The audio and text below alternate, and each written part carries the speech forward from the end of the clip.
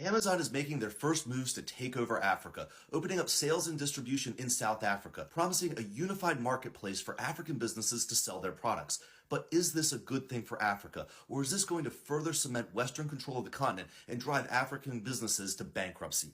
Let's talk about it. Anyone who follows my channel knows that Africa is starting to get rich and is developing quickly, particularly in West Africa and the East African countries like Kenya. But we aren't the only ones who noticed. Executives at Amazon have correctly identified Africa as the continent with the most business upside in the entire world, and they want to get in on the ground floor. The plan, as far as I can tell, is for Amazon to establish a base and best practices in South Africa, where they can establish a beachhead to take over the logistics market for the entire continent. This is exactly what they did in Europe, where they set up operations in Germany and quickly took over the online resale space in the neighboring countries. This is potentially a great thing for African resellers, at least in the short term. Amazon has incredibly advanced logistics, which would enable fast and reliable distribution for their goods. The African artisans and manufacturers who have been limited to their local regions would instantly be able to sell their goods and services throughout the continent and enter the world marketplace. But there are some big problems. Amazon is not an African company.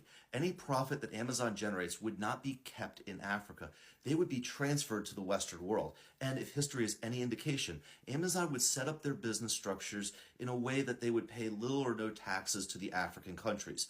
So while the presence of Amazon would stimulate business in the short term, it would essentially funnel wealth out of the continent at a rapid rate. Furthermore, by allowing Amazon access to the African markets, the sheer size and power would put practically every African distribution and logistical company out of business, or at the very least, force them into accepting partnership deals with Amazon that would leave very little margin. Additionally, no serious investor is going to support an African version of Amazon if they know the Western behemoth is waiting in the wings to scoop up the market at any time. So African companies which may have formed to rival Amazon would never get the funding to get off the ground. This is why China was so firm in keeping Amazon and other Western companies out of their economic zone. The Chinese were smart.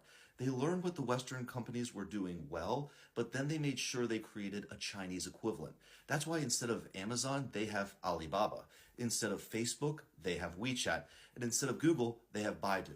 By operating this way, China was able to create trillions of dollars in business equity, which would not have existed if they allowed the West to have unfettered access to the Chinese markets. However, unlike China, which is unified, Africa is comprised of 54 different countries, which have limited cooperation. So even though it may make more economic sense to create African versions of Western companies, they will likely resign themselves to allowing the West to take over key industries, much like they did with oil and other natural resources. But there may be hope.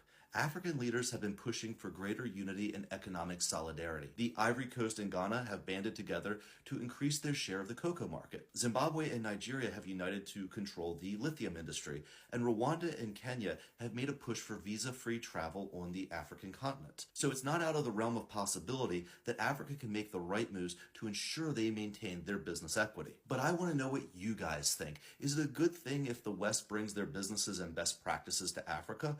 Or should Africa follow the Chinese business model and foster African versions of the Western companies, even if it causes some growing pains early on? Let me know in the comments below. And as always, if this video provided value to you, give me a like and a follow. That really helps out my channel, and I'll see you guys on the next video.